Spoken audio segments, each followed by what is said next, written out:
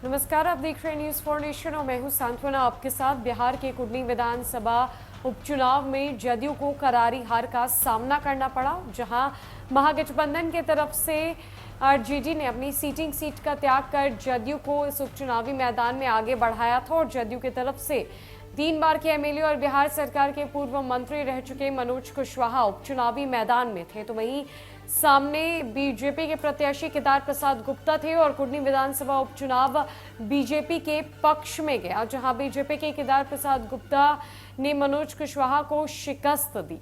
लेकिन वहीं जहां एक तरफ अब बयानबाजी शुरू हो चुकी है, जदयू बौखलाई हुई नजर आ रही है, तो वहीं बीजेपी जमकर जदयू पर तंज कस रही है।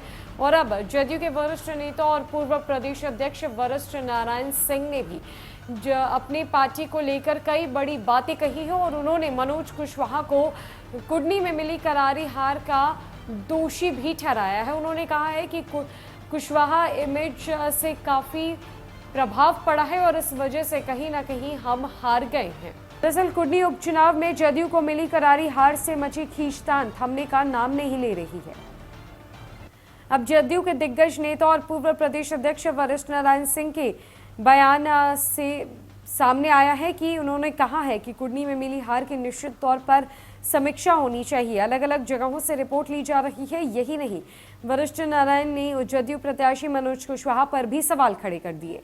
उन्होंने कहा कि मुझे जानकारी मिली है कि हाल के दिनों में मनोज कुशवाहा ने जनसंपर्क में अभाव रहा है। कुशवाहा के इमेज ने भी चुनाव को प्रभावित किया है। वशिष्ठ नारायण ने कहा कि जिन गांवों में जदयू के समर्थक हैं, उनका भी वोट कुडनी उपचुनाव में नहीं मिला है, जिसकी समीक्षा होगी। साथ ही इस चुनाव में ताड़ी भी बड़ा फैक्टर साबित हुआ है। ताड़ी समाज के लोगों ने भी जदयू को वोट नहीं दिया। वशिष्ठ नारायण के इस बयान ने महागठबंधन की चुनावी रणनीति पर भी सवाल खड़े कर दिए हैं। इससे पहले डिप्टी सीएम तेजस्वी यादव ने भी कहा कि कुडनी उपचुनाव हम लोग कुछ मार्जिन से हारे हैं। गोपालगंज उपचुनाव में भी हम लोग कम मार्जिन से हारे थे। देखना पड़ेगा कि कहां कमी रह गई है और चुनाव परिणाम की समीक्षा करनी होगी। दरअसल महागठबंधन को ये हार इसीलिए भी ज्यादा छुप रही है क्योंकि बीजेपी ने कुशवाहा के गढ़ में जदयू प्रत्याशी मनोज कुशवाहा को शिकस्त दे दी। कुडनी में महागठबंधन ने पूरी ताकत झोंक दी थी। जदयू से लेकर आरजेडी और सहयोगी दलों ने भी चुनाव प्रचार प्रसार में कोई कमी नहीं छोड़ी थी।